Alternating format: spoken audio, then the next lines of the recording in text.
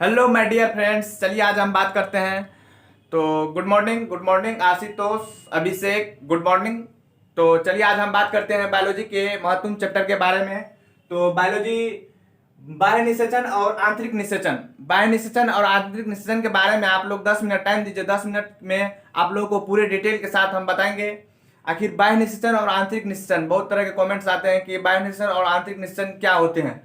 तो बाह्य निषेचन external fertilisation and internal fertilisation. तो आप इस दोनों को समझने के लिए सबसे पहले आपको ये समझना पड़ेगा कि निषेचन फर्टिलाइजेशन होता क्या है। जब नर युग्मक मादा युग्मक के साथ युग्मन होता है तो उसे फर्टिलाइजेशन कहते हैं। जब नर युग्मक मादा युग्मक के साथ संयुग्मन होता है तो उसे हम फर्टिलाइजेशन या निषेचन कहते हैं, फर्टिलाइजेशन या निषेचन कहते हैं। तो आप लोग जैसे मेल और फीमेल दोनों के साथ अगर साधारण भाषा में कहा जाए तो संभोग किया जाता है। दोनों के साथ अगर जब संभोग हो या संयुग्मन हो तो उसे हम फर्टिलाइजेशन कहते हैं, उसे हम फर्टिलाइजेशन कहते हैं। तो कहते हैं तो आप लोग निषेचन फर्टिलाइजेशन जब नर युग्मक का मादा युग्मक के साथ संयुग्मन या संभोग किया जाता है, संयुग्मन या संभोग किया जाता है तो उसे हम फर्टिलाइजेशन या निषेचन कहते हैं। और फर्टिलाइजेशन के मुख्य रूप से दो टाइप होते हैं, या निषेचन के फर्टिलाइजेशन कहिए या निषेचन कहिए। फर्टिलाइजेशन निषेचन दोनों इंग्लिश हिंदी होते हैं। तो फर्टिलाइजेशन के मुख्य रूप से दो टाइप होते हैं। एक्सटर्नल फर्टिलाइजेशन जिसे हम बाह्य निषेचन कहते हैं, एक्सटर्नल फर्टिलाइजेशन जिसे हम बाह्य निषेचन करते हैं, और इंटरनल फर्टिलाइजेशन जिसे हम आंतरिक यानी आंतरिक निषेचन कहते हैं। जो अंदर से प्रक्रिया होते हैं उसे आंतरिक निषेचन कहते हैं। तो आप लोग समझ चुके होंगे, तो आप लोग इनको नोट कीजिए, हम बताते हैं अगले आगे, तो आप लोग इनको नोट कीजिए।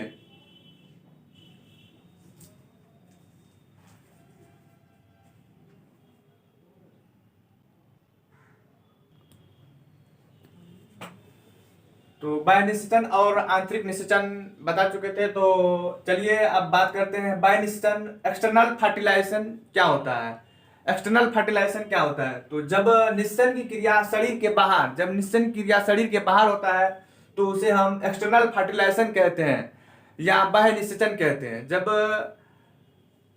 बाह्य निषेचन एक्सटर्नल फर्टिलाइजेशन जब निषेचन की क्रिया शरीर के बाहर होता है तो उसे हम एक्सटर्नल फर्टिलाइजेशन या बाह्य निषेचन कहते हैं। जैसे आप मेढक ले लीजिए, मछली ले लीजिए। मेढक जब अपनी मेढक को देखते होंगे पानी में अपनी स्पर्म यानी मेल फीमेल जो होते हैं वो अपनी अंडा छोड़ते हैं पानी में, और मेढक जाके उस पर स्पर्म छिड़क देते हैं। तो उसमें लाखों करोड़ों में वो अपनी अंडा देते हैं, और उनमें ढेर सारा अंडा मर जाते हैं, भस जाते हैं, कुछ बचते हैं। अगर सभी बच जाए तो मेढक की जनसंख्या अधिक हो जाएगी, इसलिए वो मेढक लाखों हजारों करोड़ों में देते हैं, और उस पर स्पर्म मेल क्या करते हैं, जाके उस पर स्पर्म छिड़क देते हैं। तो बहुत निश्चन क्रिया हो पाते हैं। उसी तरह मछली भी वो अपने हजारों लाखों में वो अंडा छोड़ते हैं पानी में।